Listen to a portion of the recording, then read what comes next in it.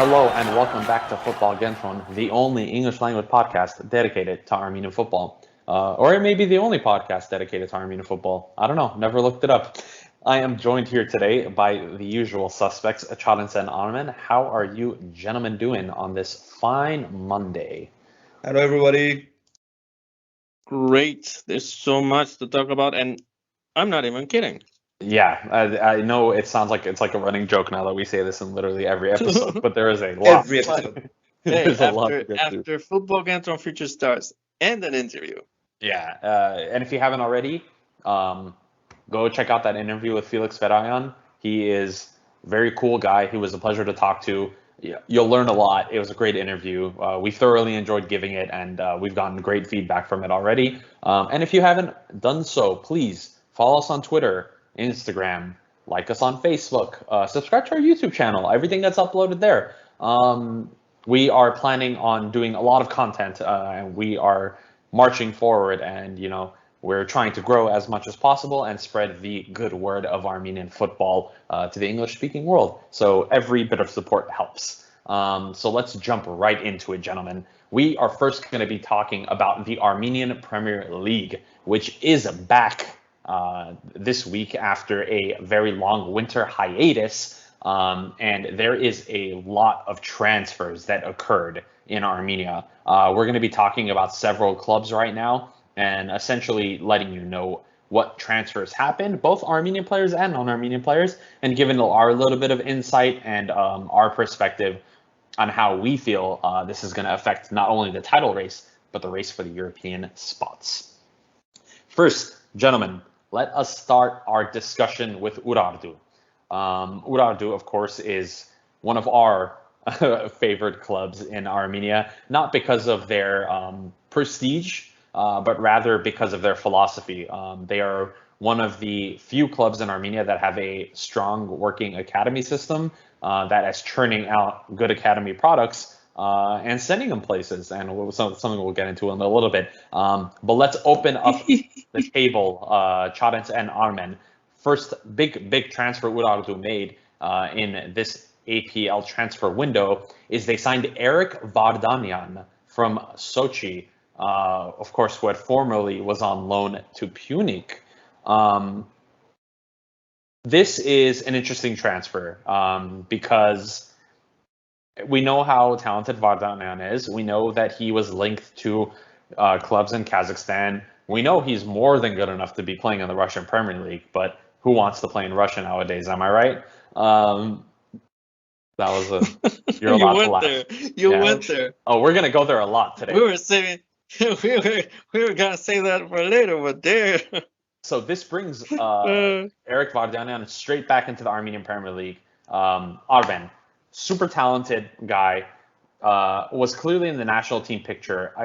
Every time he's on the ball, he's one of those players similar to Vahan, Giray Sharoyan, Narek Grigoryan, Edward Spertian. Like when this kid gets on the ball, he's going to do something magical. Still in the APL, what are your initial thoughts on this move? I mean, not bad, honestly, because he was linked to a club in Kazakhstan. I think it was Astana, as you mentioned, and we talked about this. Astana was not going to be a viable alternative because they play synthetic grass, which is basically going to ruin his knee. And Eric Vardanyan has a very serious condition, which basically didn't let him go through at Barcelona, where he made his academy years. So, speaking of Barcelona and Spain and Joaquin Caparrós, I suspect, and it's as you say, it's more of an educated guess by now, that Caparrós might have had a lot to do with this transfer. Why?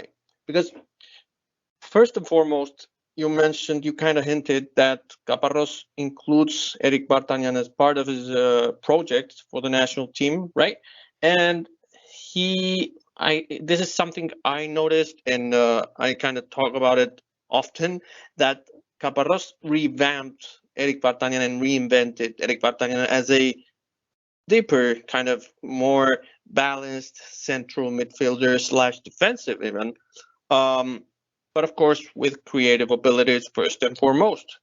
So instead of being used or deployed as a number 10 for the national team, he's been lately used as a deeper central mid. Mm-hmm. And he always, Caparrós, of course, always highlights Eric Vartanian's talents. And well, of course, as I said, there's the Spanish communication that basically improves everything. And that connection, that Spanish connection at Urartu will be clearer than ever because a lot of the stuff at Urartu is Spanish actually, with the tiki-taka philosophy and everything. So everything Caparrós has in store for Eric will run through Urartu and vice versa, of course. And yeah, I think this move should bring the best in Eric and get him as fit and as in form as possible for the national team. And why not eventually a career abroad?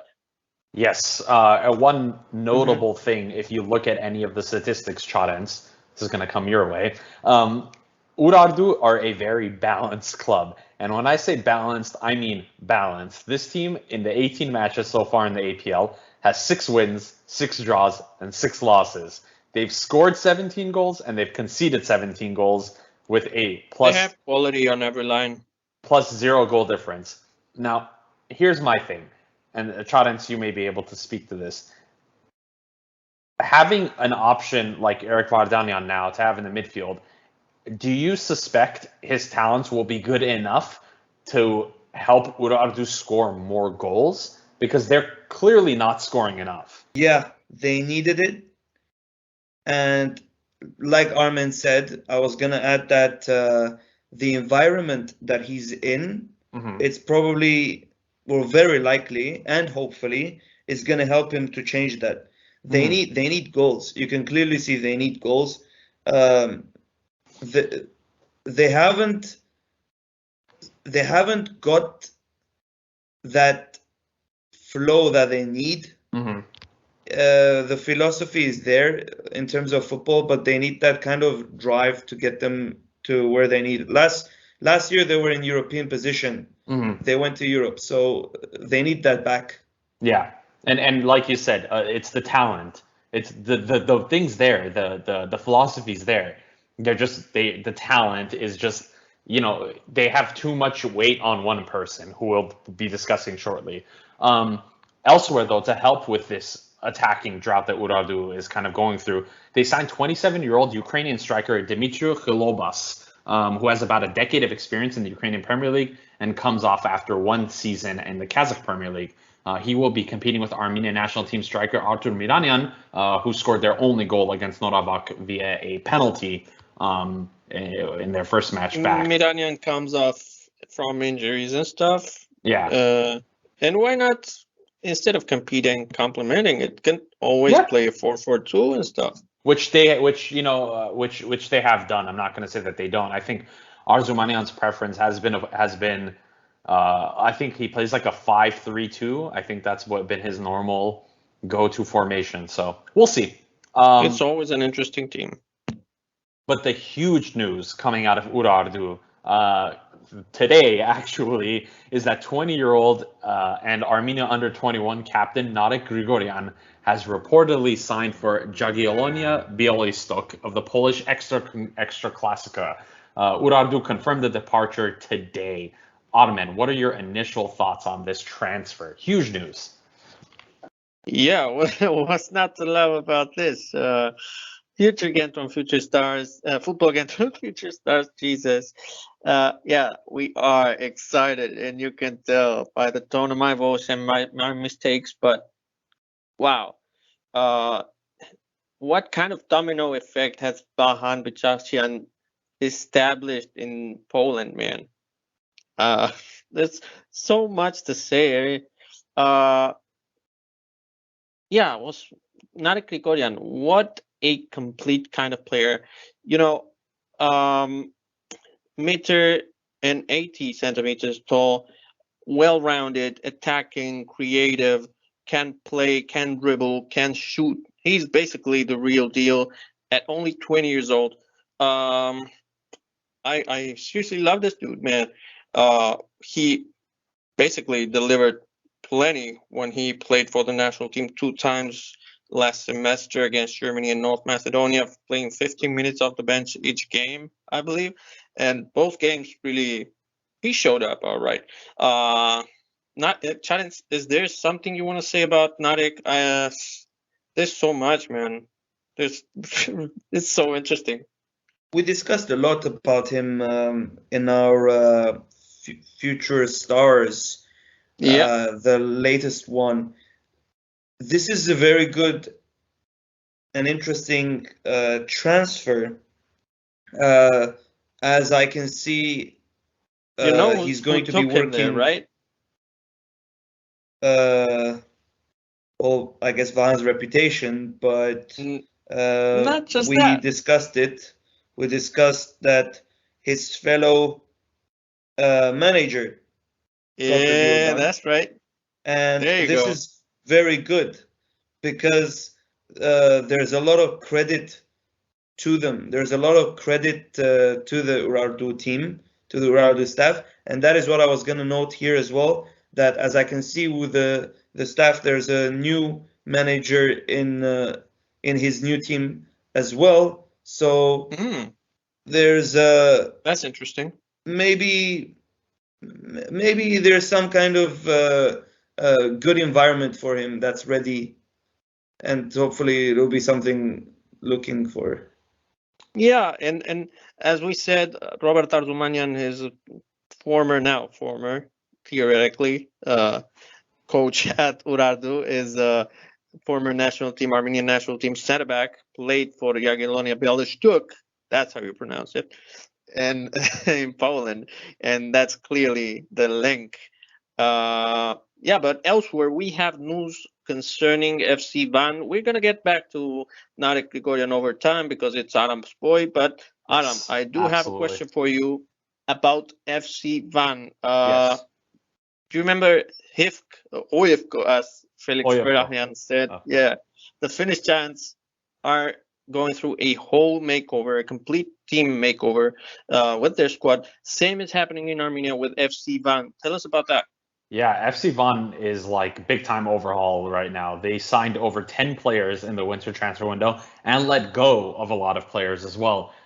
Their highlight was Domenico Coppola, the former Italian under-17 goalkeeper who comes straight off the Torino bench. I don't know how these clubs like Van and Noravank are managing to sign these players. This makes no sense. Wasn't Van the club? Yeah, it was the club linked to Carlos Carbonero, the Colombian that at the end didn't go through. But still pretty big. Well, they also signed Ecuadorian midfielder Silvio Gutierrez with vast experience in Libertadores and Copa Sudamericana. Libertadores. What's with the Italian pronunciation for Latin America? Gutierrez. Silvio Gutierrez. Yeah, so FC Van, huge moves. They are currently right now, if I'm not mistaken, sitting in 7th place, actually 9 points behind Urartu. They're betting on the cup. Yeah, they're clearly betting on the cup, but we'll see what happens there. They're going to be very, very, very interesting to watch.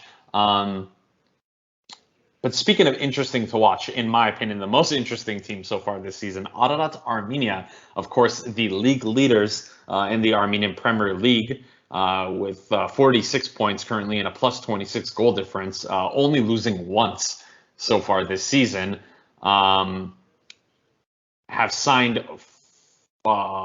actually lost players, kind of more than they've signed players.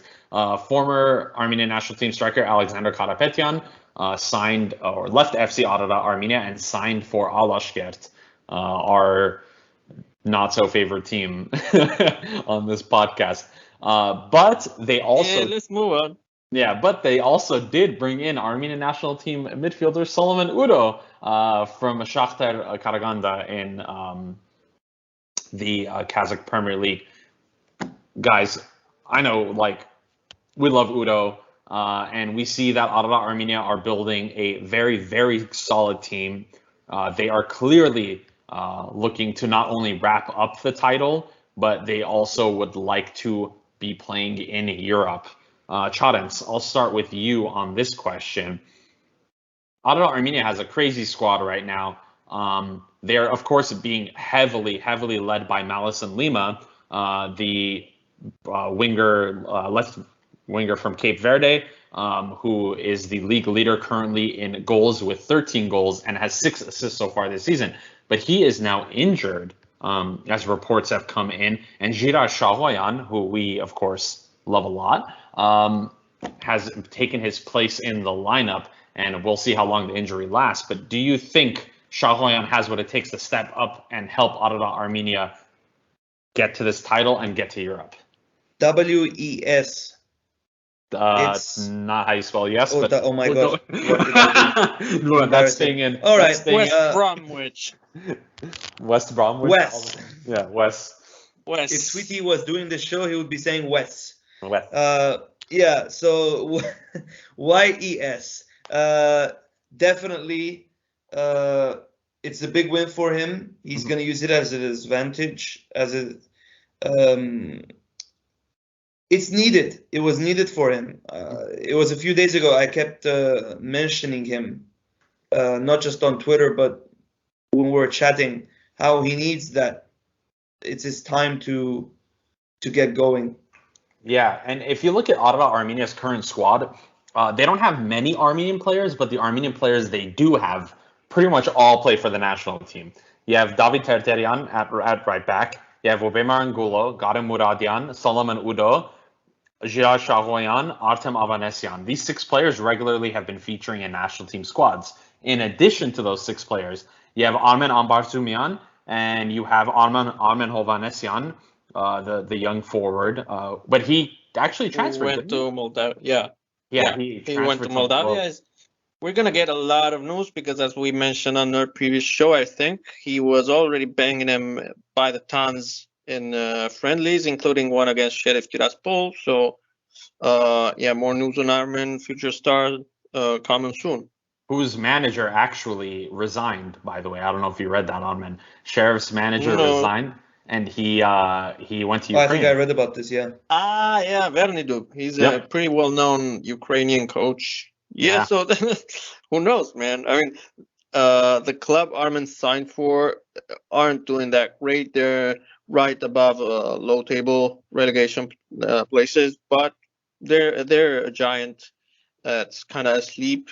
Hopefully, Armen can bring them up again. Yeah, if anyone can, it's people named Armen, right? Yeah, exactly. You got it right. You got that right. All right. Next up, we are going to be talking about Bekma. Eric Simonian from Urartu, the young, the U19-year-old central defender, has made a move to Bekma. Of course, as we know, for whenever Armenian players who are a little bit more on the well-known side have to do their military service, they get transferred over to Bekma, and that's where they continue to play during their military service. Interestingly enough, Eric Simonian had a national team call up to the senior national team not too long ago, but didn't make it. I believe, was it like an injury or something last minute? And he wasn't. Yeah, he unfortunately, I think he trained one day with the team, but that was about it. It was the first camp under Caparros back in 2020. There you go. So we're looking forward to seeing him a little bit more now that he was playing with Urartu last season. He had a fair few he had double-digit appearances, but I think he'll slot in very nicely at the Bekma back line, working with Stiopa Mukachan of the Armenia Under-21 national team. So hopefully that works out well. Another club, Norabank, signed 2 Nigerian strikers, Shuabu Ibrahim, that comes over from 5 seasons in the Norwegian top flight at different clubs, and Tenton Yene, who comes after being a bench warmer for none other than MSK Žilina, where Vahan Bichakjan just left. So one of his former teammates. Very interesting connection over there. Elsewhere, some kind of big transfers. Yakuba Sulu of Adana Yerevan has left to go to Sankt Pölten of the Austrian second tier.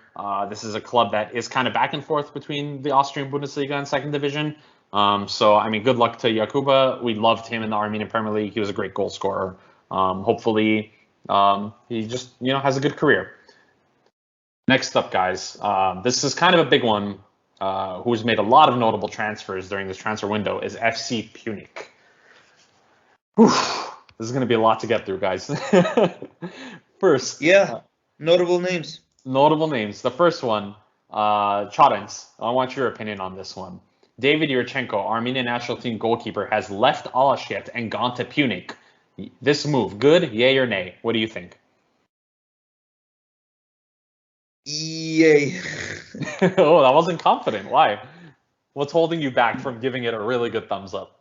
Because of the question that I was asking a few days ago. Which was? If he's got many years left or not. Yeah, that's a good point. Well, it's not bad. It's not a bad thing. Yo, it's just better than Alasket. Come on. Yeah. Well, no. In terms of better than being a bench warmer at Alasket. Well, yeah. No. For him personally, it's good.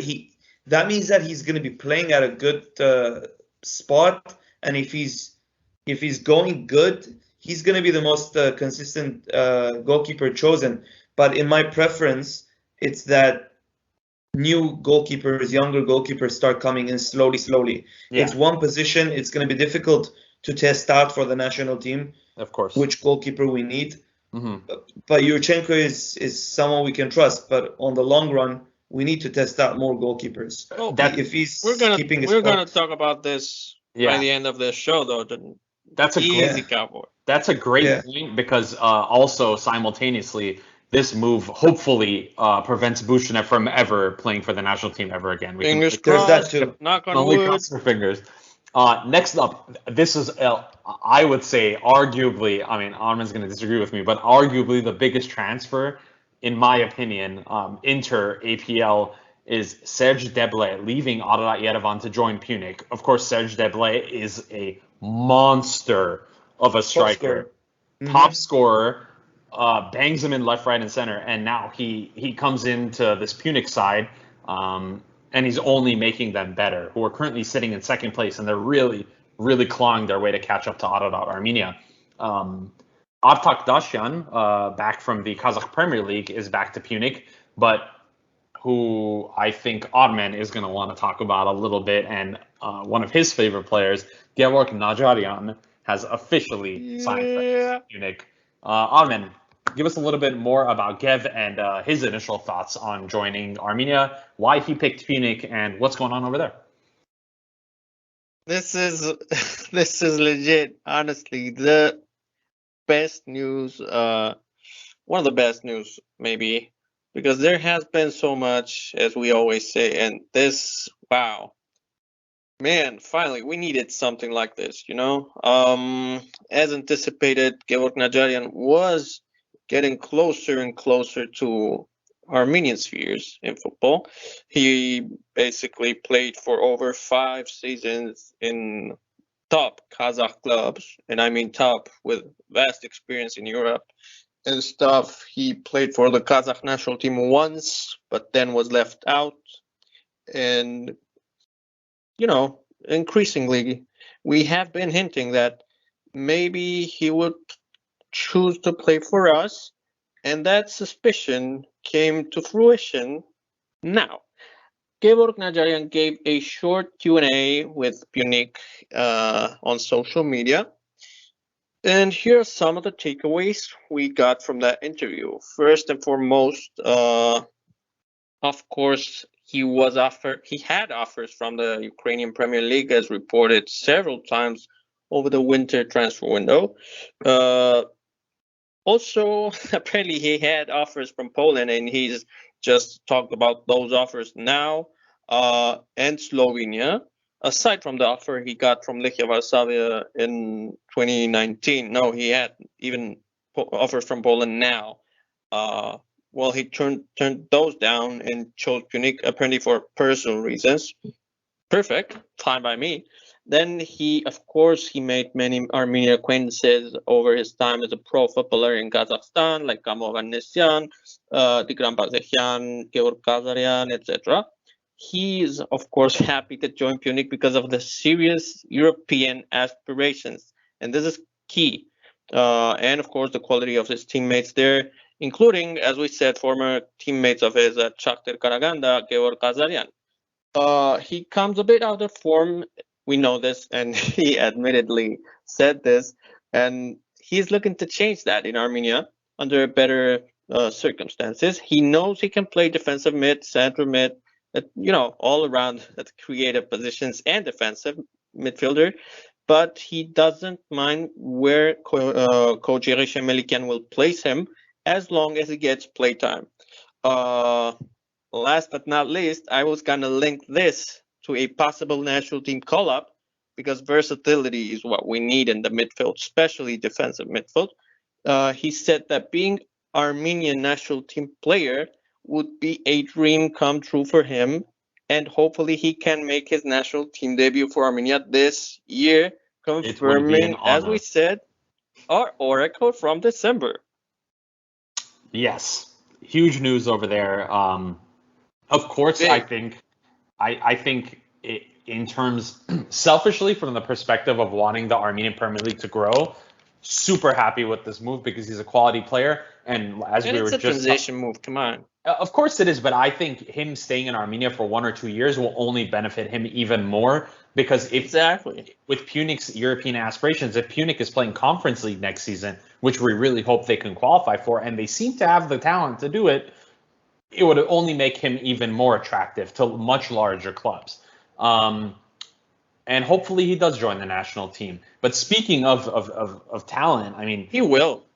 He's going to be surrounded by not only really quality Armenian players, but he's going to be surrounded by a lot of quality foreigners. Punic also signed Zambrano, who's a Venezuelan midfielder who played in the MLS for Portland Timbers, spent a couple of years in Spain with Valladolid, and now he's at Punic. Alexander Gomez, another Venezuelan fullback, he's capped 60 times with Venezuela, had 5 seasons in the Swiss top flight, including at Young Boys, and several years in Spain where he played for Elche and Malaga.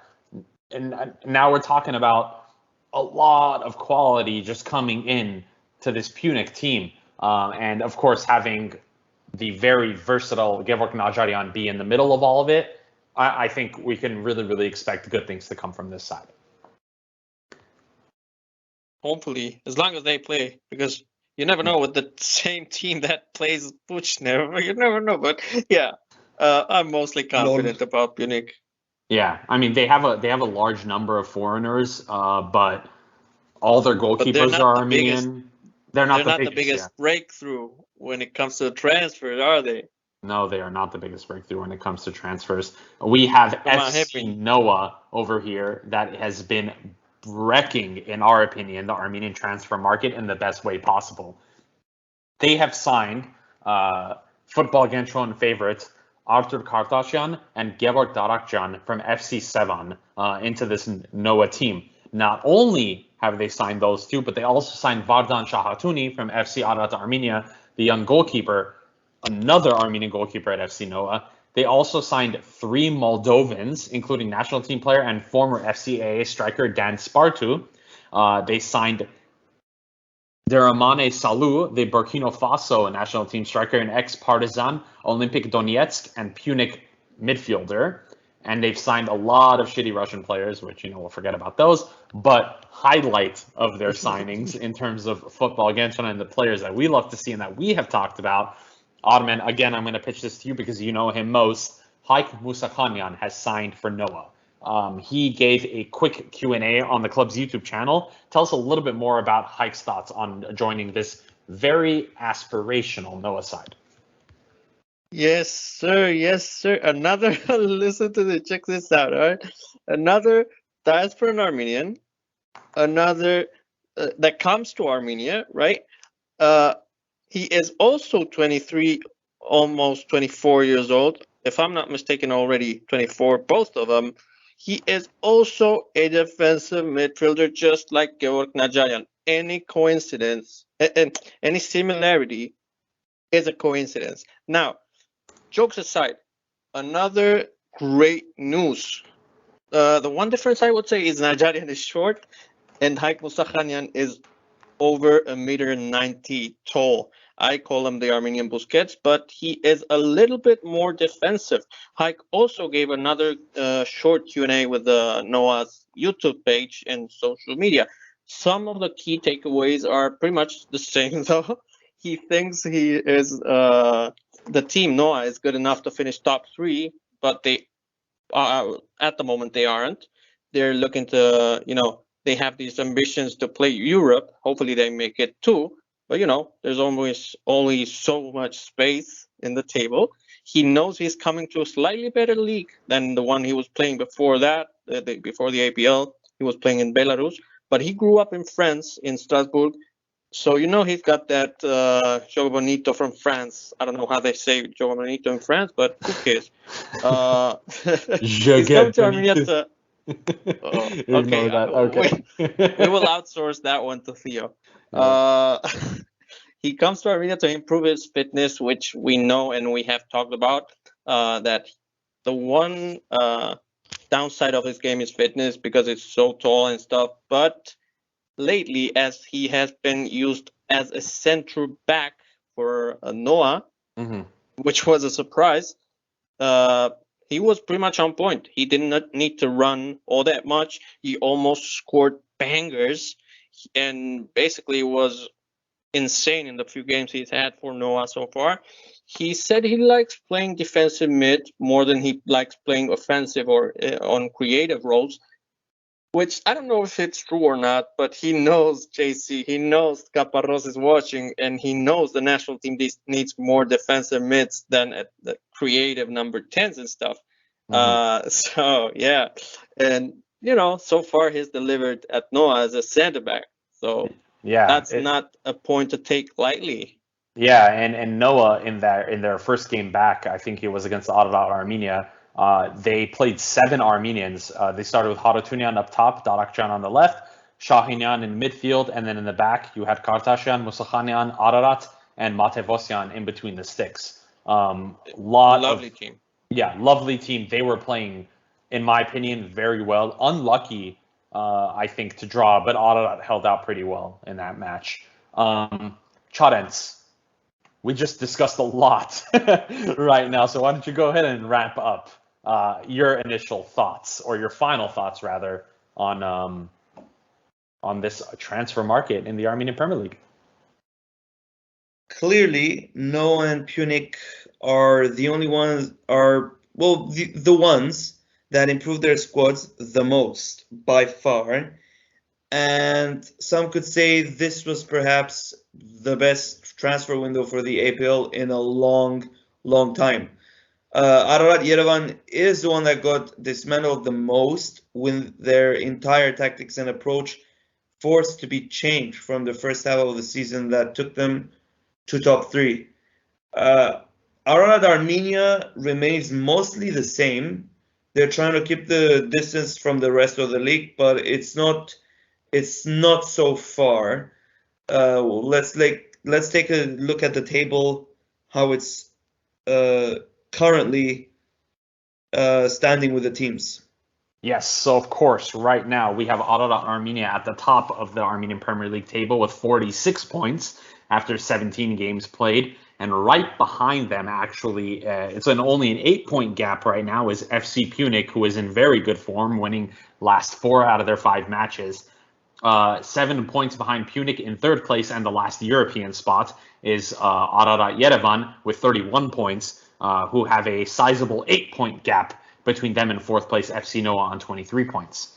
At the bottom of the table, of course, there is Bekma, currently sitting at 9th place with 7 points. Of course, FC Sevan is no longer part of the equation, so the bottom 1 team is the only team getting relegated. 4 points ahead of them are tied between Van and Noravank, who, as we had previously mentioned, have made a handful of signings themselves. So it's going to be a very, very, very interesting second half of the Armenian Premier League season. We're very much looking forward to seeing who can get these 3 European spaces that are up for grabs in the APL, and of course, the one that is up for grabs in the Armenian Cup. Focus 1 second on goal difference. Look at the table, and you could break you could break the table down in 3-3-3. Yes. You have 3 teams with positive goal difference, 3 teams with zero goal difference, yeah. 0, literally round galore 0, and 3 teams with negative goal difference. And actually, if you look at them, you have 1 team top and 1 team bottom that are pretty much far from the rest, and 2, the other 2 with 13 goals, 13 plus. I don't know how to say that. Goal difference, and the same in the bottom. Yeah. 2 teams in Van and Norabank that have a slightly negative goal difference. Yeah. It's very symmetrical.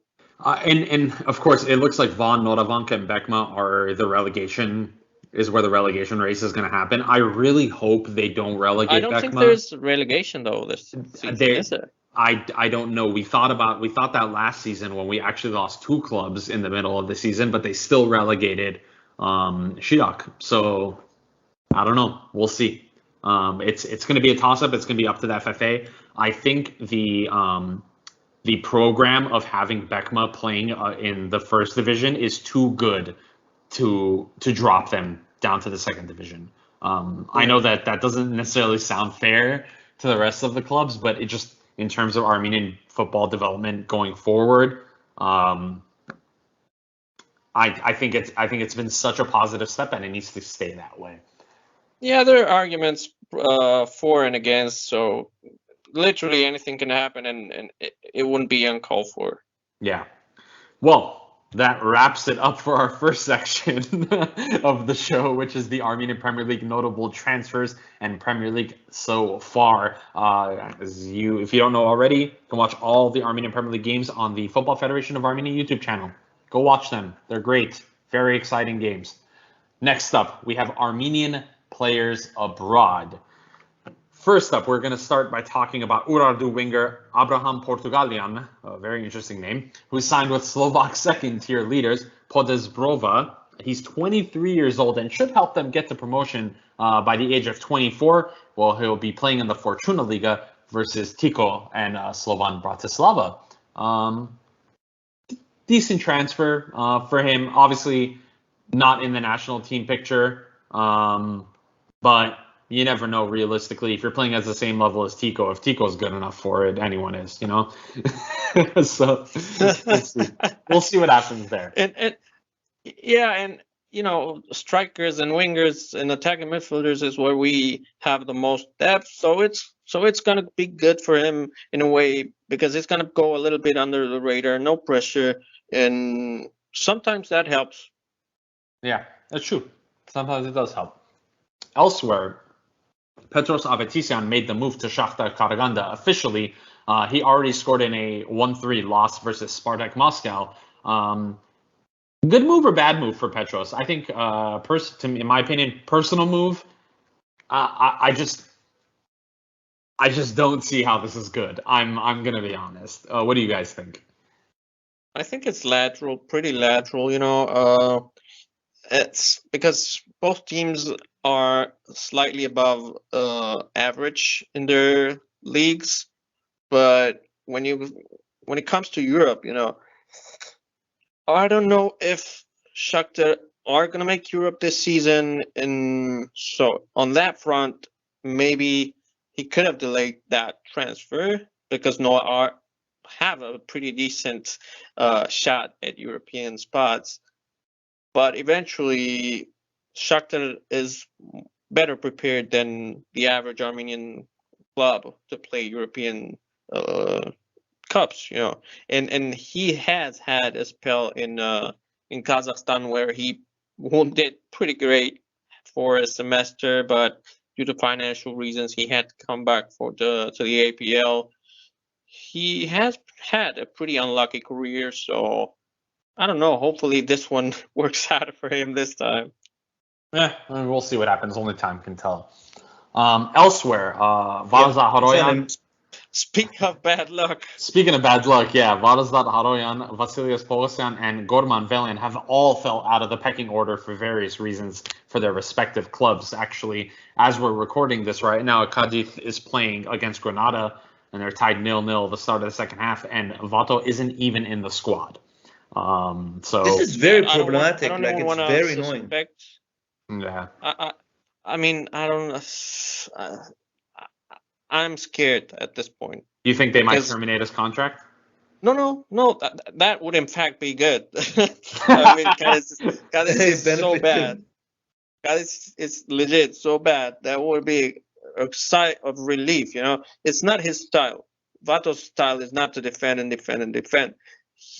For Armenia, that's not what he does. You know, he defends when he's got to defend, but he's a bowler. You know, he likes to pass. He likes to create from the back.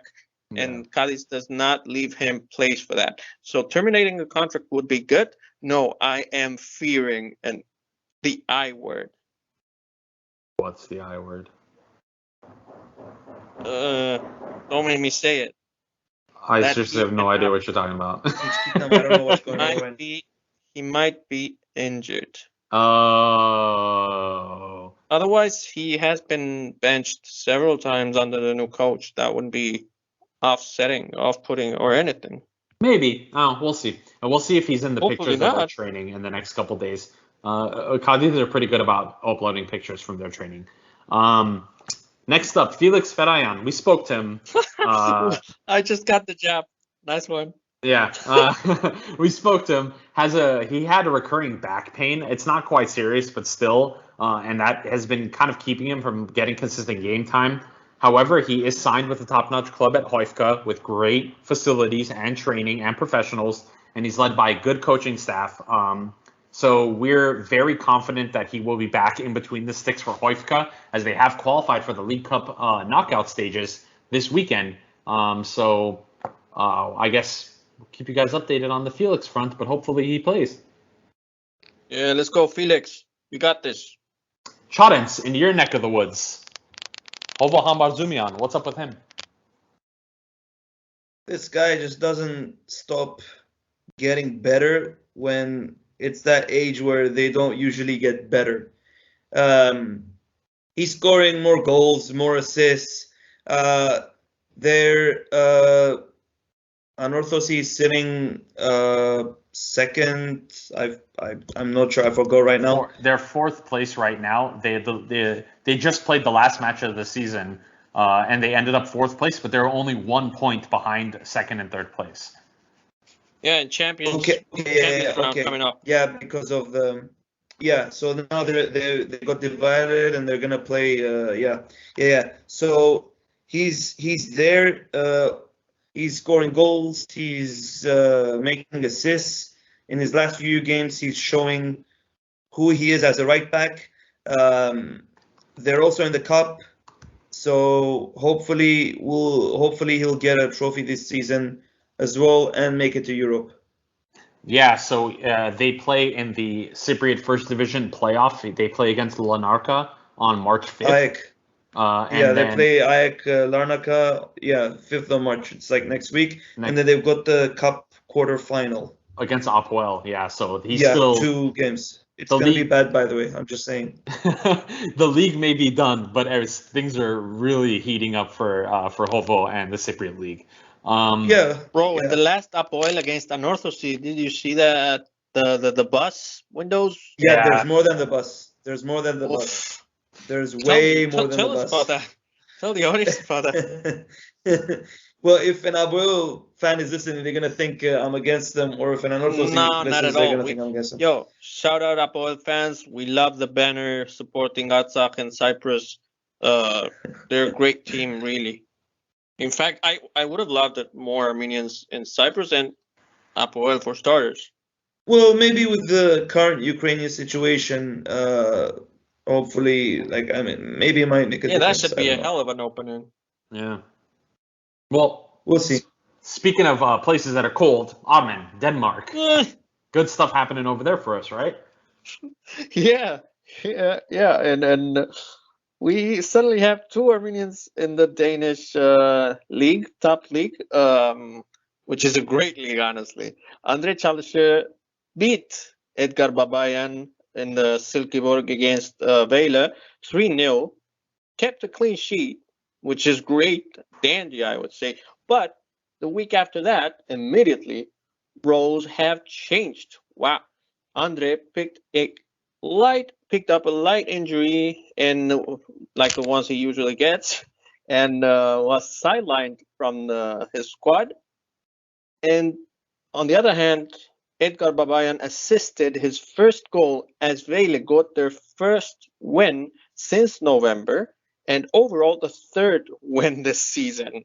As we know, as you know, everyone, Edgar signed with a 6-month contract. A team Vele that is fighting to stay on top flight has a tough situation, but they can make it. Either way, it's only a 6-month contract, and Vela will play, speaking of domestic cups, they will play cup semifinal at the end of April against European sensation Midtjylland, which will be a very interesting matchup, and everything to play for Edo in the cup front, and Andre Çalışır and his team Silkeborg doing pretty well on the league front. So both of them actually have something to play for and stay competitive. Yeah, and on my side of the hemisphere, the MLS season is back underway this past weekend, and our boy, Armenian National Team attacking midfielder Lucas Zelarayan had a goal and an assist in the MLS opener versus the Vancouver Whitecaps. Shout out to the Brian and Me podcast, our homies. I watched the full 90, as I will be doing with all of Lucas's matches. He played exactly how you think he played. He didn't run that much. Every time he got the ball, he was super dangerous. His goal, if you haven't seen it by now, take a look at it. He dribbles past 2 guys with ease and a nice left-footed finish. His assist, fantastic. I mean, this guy needs to be better utilized with the national team. I fully think that if you find a way to get this guy to work well with Vahan and Edo, man, we can have such a dangerous attack. I can tell you the answer to what would make the national team work better. But everyone knows the answer. Everyone knows. Well, everybody knows. I think a place that a lot of people had a lot of complaints, and in my opinion, rightfully so, was up top in the right front, where don't you dare. Where we didn't have that many goals coming. I don't think we have had a single goal coming from a striker in like 2 years now. But that all may change as Sako Adamyan, who is on a year in a few months. Yeah. Sako Adamyan, who is on loan right now to Bruges from German side Hoffenheim, has scored his second goal in the Belgium league. He's had 4 appearances so far for Bruges, and this was his first time starting, and he scored a very, very acrobatic overhead kick. And I believe it was what a game it was. Yeah, it was they played win. the third place team, I think, and they were second. Yeah, and it was not an easy game. I believe, are they top of the table right now, Bruges? I don't know. I know they're fighting to get to the cup final. They beat Ghent on the first tie on the first game, 1-0. Yeah. Oh, they're playing on Wednesday. Racking up form. Yeah, they're currently second place in behind Union Saint Gallen. Is that how you say that one? And they're 4 points. They're on Gillois. And then they're 4 points ahead of Antwerp and 5 points ahead of Anderlecht. I believe they have a championship playoff system in Belgium, where the top 4 teams play each other in a knockout style tournament, and the first place team gets crowned champion. I have no idea how the Jupiler League works, but I just explained it to you. That's how it works. No, I would have to double check. That's what I mean. But that's not what I wanted to say. The thing is, I have been watching Sako's games because we know MLS, we know the Danish league, we know Ekstraklasa in Poland, all places where there have been Armenians several times. We know those leagues. This is my first time watching Belgian league, and honestly, I think it's not that much better than the APL. You no say disrespect. That, but Bruges is a huge club. I mean, 176 million total value. That's the whole league. That's the whole. That's the whole Armenian combined times 3. exactly. It's not just Bruges though. It's Standard Liège. It's Anderlecht, Anderlecht. It's Ghent. Ghent. It's Genk. They have like 5 teams that play at least have Europa League level, and Yeah. it's if you think about it, it's not surprising that the APL does have a few teams that deserve to play at least Conference League, but we're a bit unlucky not to. Other than that, I think that the top 5, top 4 APL sides would be slightly below mid-table in the Belgian league. Yeah, In the they would Belgian be league, competitive. I would agree. I think they would be competitive in mid-table for sure. because it's clearly a transition league. For what I'm seeing, it's clearly a transition league where it's filled with scouts from top 5 leagues. So Yeah. everyone who's under 25, I reckon that they would like play not to win, but to show off and their skills and stuff, Yeah. which makes it a pretty weird competition. Yeah. Speaking of transitions and stepping stones, our boy Vahan Bichakcan, Football Kentron Future Stars, Oof, and the Armenia big gun. National Team, Vahan Bichakcan, has been on a tear. Bro, I don't think if I said big gun, but I think by now this guy is a fucking machine gun. Wow. Yeah, he is an RPG. Insanity. He so far has 4 appearances for his new side Pogon, all off the bench, and he's played about 90 minutes total. So he's played equivalent to 1 full game. Half of that time coming just in the last game alone, which was a 3-0 loss to Lech Poznan. Messi who? The bench at halftime. Vahan has so far scored 3 goals, so that means he's averaging now a goal every 30 minutes. Ronaldo who? And Pogon sits second place, 2 points behind Lech Poznan in the league. 4 games have gone by now. Vahan is yet to start. He's clearly become the go-to person. When is the coach going to pull the trigger and start our boy? I think the Lech game was the game changer. I would understand, that you don't start the classic quote, if it ain't broke, don't fix it. Well, now he's got to fix something. Now he's got to do something. He's got to change something. Now is the time for Vahan to starting. Yeah, I would say it's now, baby. Yeah. So it's been good. It's been great. I just hope, he needs to be. This guy needs to be starting for the national team, but we'll see. March is almost here. Tomorrow's already March, and we have so much options. We're gonna talk about. We're gonna start thinking about it. Yeah, it's gonna be a big app. Tito, you need to be here, man. Yeah, for real. So transfer window wrap-ups. Talking about the most notable transfers from best to worst. We rank our best transfer of this window being Vahan Bichakcan's transfer to Bogon. Second place, we think Felix Ferayan to Hoifka is going to prove to be a very, very crucial transfer for Armenian football. Obviously. Third place, Sako Adamian, of course, going to Bruges on loan. Fourth place, Babayan's transfer back to Denmark, thank God. Fifth place, I think this new Narek Grigorian news, I ranked it up to 5th place. I think him playing in the Polish league alongside Vahan definitely is only gonna it's crazy. Just sidebar, sorry. How many times have we talked about when an Armenian player finally breaks through to a top league?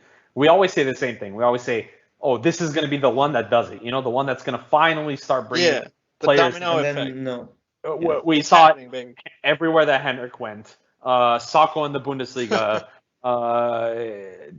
There's still, the jury is still out on La Liga. We'll see. But I think this Vahan to Poland, because of how important how big of a springboard to European top 5 leagues Poland has been, this could prove to really be the one that does it. It's crazy, but it really can be. Those are the strategic ones, as you said, crucial ones with Felix to Finland, Vahan to Poland. When it's not too big of a leap, and in mid-ranked European leagues see, this Armenians can play, and this Armenians can be a good investment for us to sell later. Well, this is it. Yeah, hopefully. Moving on in our list, number 6, Girard Margaryan and his transfer to the Ukrainian Premier League. Giro's actually not in Ukraine anymore. He is currently in Poland. He had to flee, which we will discuss shortly.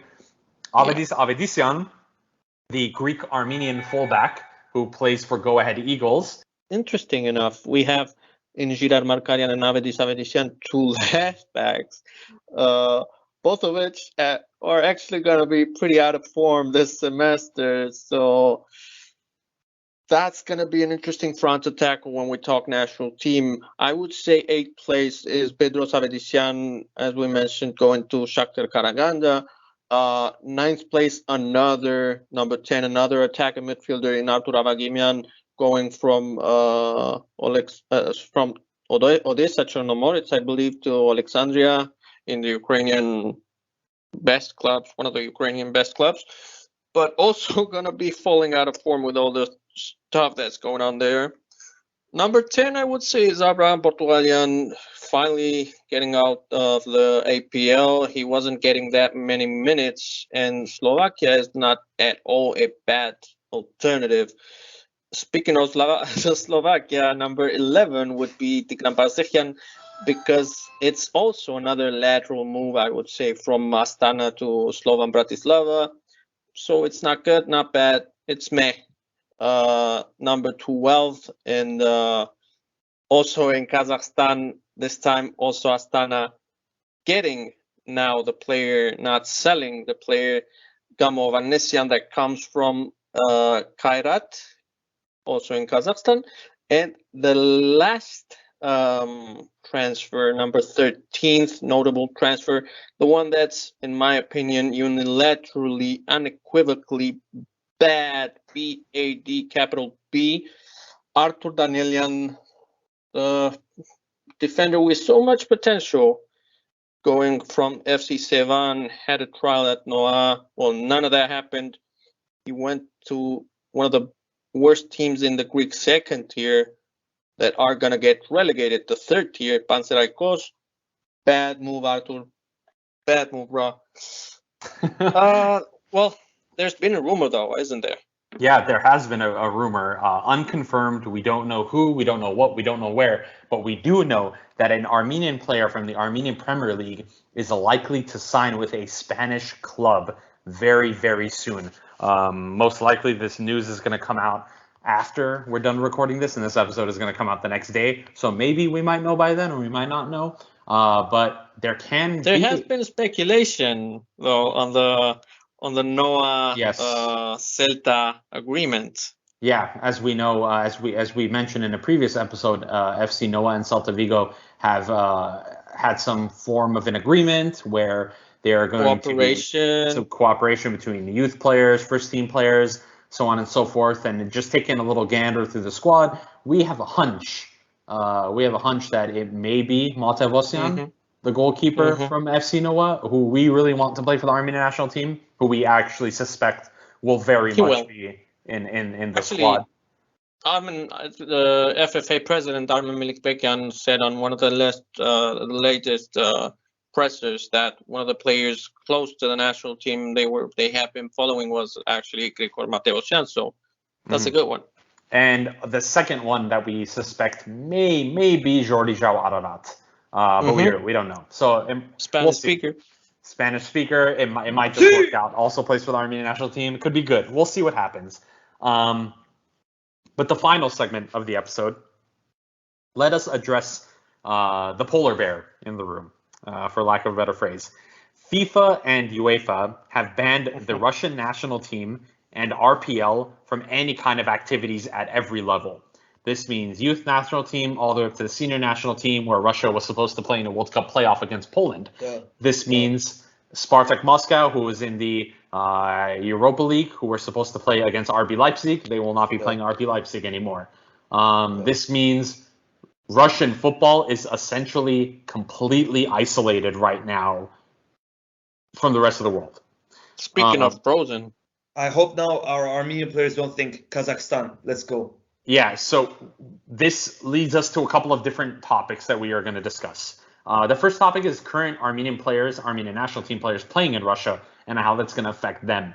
We, of course, have Eduard Svertian, our Lord and Savior, and Horik Bayramyan, two players that we think are very important to the national team, who currently play for Krasnodar and Rostov, respectively, and who actually both those clubs did not play in the past weekend for the RPL. What's going to happen to them?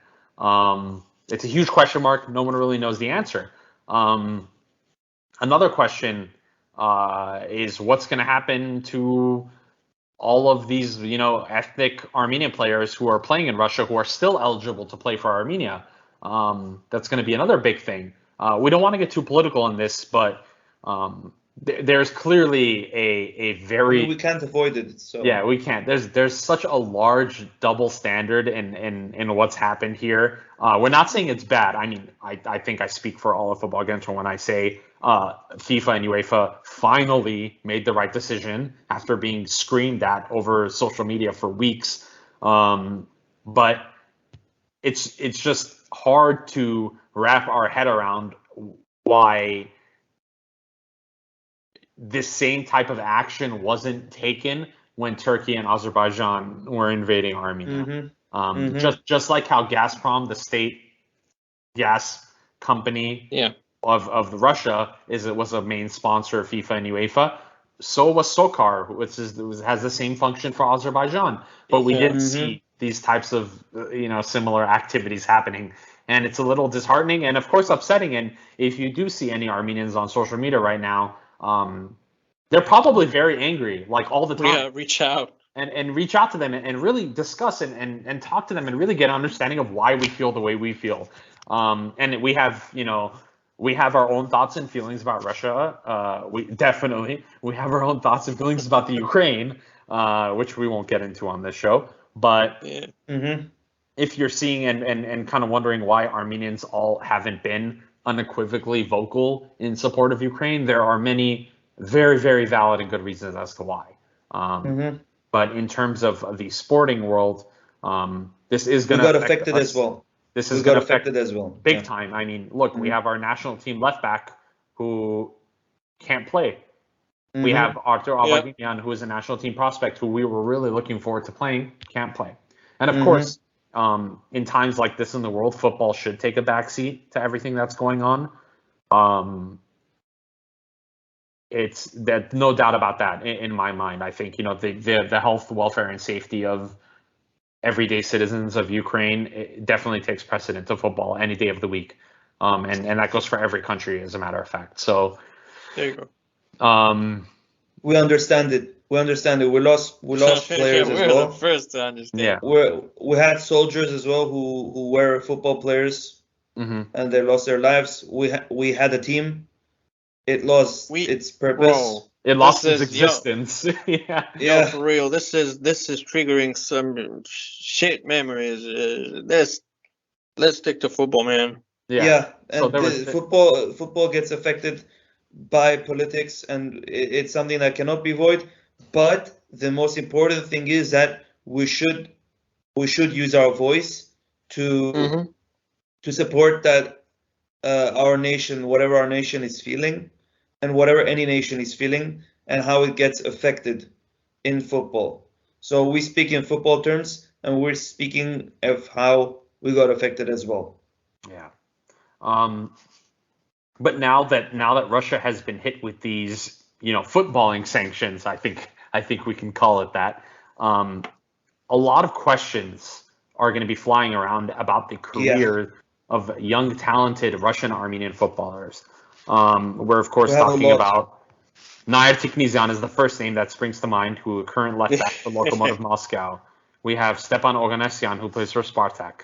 Tigran Albanesian need a backup from CSKA Academy. We have the Savikian brothers, who play in Spain. Maxim Khachaturian of Sochi, who just broke into the first team.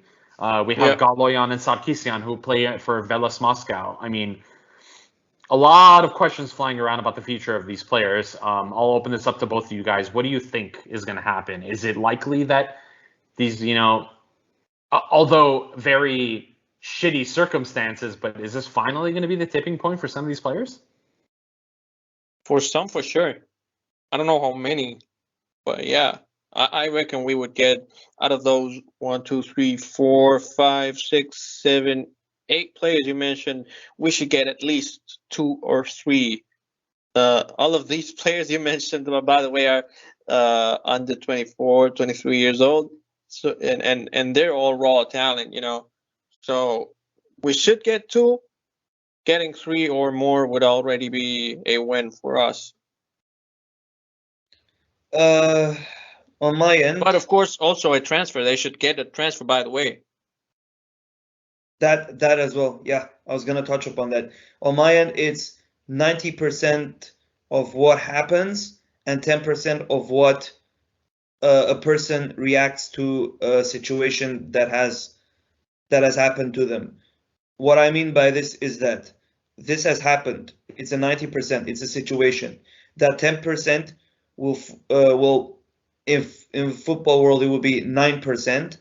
Depends on the football federation making the next step. That 1% will depend on the player's decision. Now it's an opportunity to take.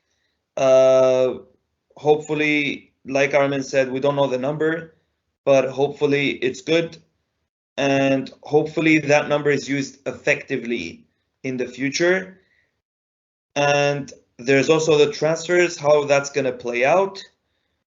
Hopefully there are many teams that are taking note of this, many big teams that are not taking note of this, and I hope they're from the West.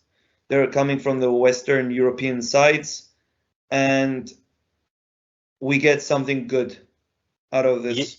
Yeah, because right now our strong preference would be, for us, one of our talisman players, Edward Svercian, it would be best for him to leave now. Terminate the contract. The club owner of Krasnodar, who is a very wealthy Russian Armenian oligarch, has been, I believe the sanctions from America and Europe have drastically affected. I think he lost, God, I read what the number was. A couple, I want to say $300 million so far is through the sanctions. So, he's going to have to make cuts somewhere. And I think naturally football might be the first place where he looks. And, let's see what happens. But hopefully they can get out of there. It's not a place that I would want any of our Armenian players to be at all. Anyway, March is going to be a very, hopefully, enjoyable month for Armenia. We have a national team friendly camp coming up. We're hoping to see a lot of new faces in that camp. We're hoping to see a lot of good returning faces. But more importantly, I think we're hoping to see different players being utilized. We don't really care much about results when it comes to friendlies. Of course, it's nice to get a win against big, good teams. Performance results we want. Yeah, we want to see individual performances. That's what we care about. So hopefully, before our next episode, for sure, Joaquin Caparos will announce his squad for the friendlies, and we will, of course, be giving our in-depth analysis of that squad and our thoughts and opinions and what we are looking forward to. So let's end it like this, boys. Give me one player that you want to see called up to the national team squad for this March friendlies. Charens, we'll start with you. Give me one player you want to see in this squad. Ooh, tough. If you need a minute, I can kick it over to Armin. Yeah, Armin, you go. Armin, go. One player you want to see. All right. Not just one. I would love to see so many, because you got your goalies, your goalkeepers, you got your center backs, you got your defensive mids. 3 positions we need players. Which one should I take? What do you want me to say? Goalie, Hey, whoever you want, or whoever you want, defensive mid? Whoever you want. All right. It's so tough. It's like when you get to an ice cream shop and you get to the ice cream place and I guarantee you, we're thinking of the 2 other ones too already. So you give us whoever you're thinking of. All right. All right. I'll start with Haik Musakhanyan then. Okay, interesting. Why? He's young. He's versatile. Can play center back and defensive mid. Mhm. He's tall. He's got a lot to offer, and I think that would be the reason. Okay. Chadens? Oh, I think Najarian. Najarian. Yeah, that's another good one. Yeah. I think Najarian. I want to see that central midfield role. Yeah. I want to see control in the central midfield role. This too much of Liverpool has caused me thinking too much of the central midfield role. Something like I want an Armenian Thiago there. Yeah, man. Me too. My pick. He needs to pick up form. Yeah. But he's amazing.